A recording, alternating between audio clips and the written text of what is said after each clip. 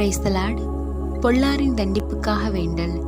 திருப்பாடல்கள் 58வது அதிகாரத்தில் வாசிக்க கேட்கிறோம். தீயோர் தண்டிக்கப்படுவதை நேர்மையாளர்கள் காணும்போது மகிழ்வர். அவர்கள் தங்கள் பாதங்களை பொல்லாரின் இரத்தத்தால் கழுவுவர். அப்போது மானிடர், உண்மையிலேயே நேர்மையாளருக்கு கைமாறு உண்டு என்றும் மெய்யாகவே பூவுலகில் நீதியுடன் ஆளும் கடவுள் ஒருவர் இருக்கிறார் என்றும் சொல்வர்.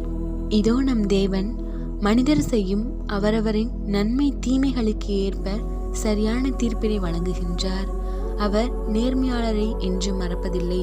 அவர்கள் செய்யும் நன்மைக்கு மாறாக 2 மடங்கான பலன்களையும் ஆசீர்வாதங்களையும் அவர்களுக்கு திருப்பிச் செலுத்துகின்றார். பொல்லாரையும் அவர் விடுவதில்லை.